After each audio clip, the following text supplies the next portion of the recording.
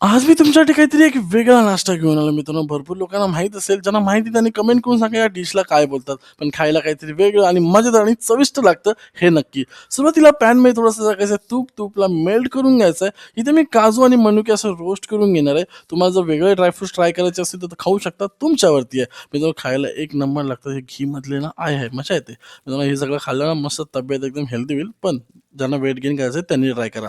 थोडेसे जिरा मोहरी टाकायचे त्याच तुपामध्ये मस्त तडतड फडफड करून घ्यायचं आहे. मग थोडंसं अद्रक आणि लसूणला बारीक चॉप करून याच्यामध्ये टाकायचं, तो पण असं रोस्ट करून घ्यायचा. मग थोडंसं हिंग टाकायचं आहे, थोडंसं टाकायचं एक मिरची, ती मस्त चॉप केलेली आणि ते सगळं मिक्स करून घेऊन याच्यामध्ये मटर टाकायचं अर्धा कप. अर्धा कप मटरला मस्त रोस्ट करून घ्या, मिक्स करून घ्या, शॅलो फ्राय करून घ्या. थोडासा गरम मसाला, कोरिएंडर पावडर, चवीनुसार मीठ टाकून थोडंसं पाणी टाकून आपल्याला ना हे मटरला मस्त शिजून घ्यायचं आहे. झाकण ठेवा, लो मिडियम फ्लेमवरती मस्त एक 5-6 मिनिटं शिजून द्या.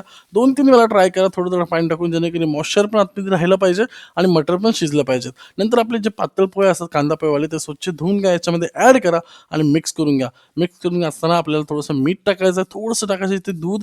दूध वगैरे टाकून आपल्याला ते टाकायचे ड्रायफ्रुट्स जे आपण घेतले होते ते, आणि सगळं मिक्स करत आपण झाकण ठेवून लो मिडियम फ्लेमवरती परत एकदा 3-4 मिनिटांसाठी ठेवायचं आहे. इतकी मजेदार, इतकी टेस्टी लागणारी ही वाली रेसिपी एकदा ट्राय करून बघा. हिला बनारसी चिवडा बोलतात. खायला एक नंबर लागते, चविष्ट लागते आणि काहीतरी युनिक आहे. सो नक्की ट्राय करून बघा आणि मला कमेंट करून सांगा कसं झालेलं.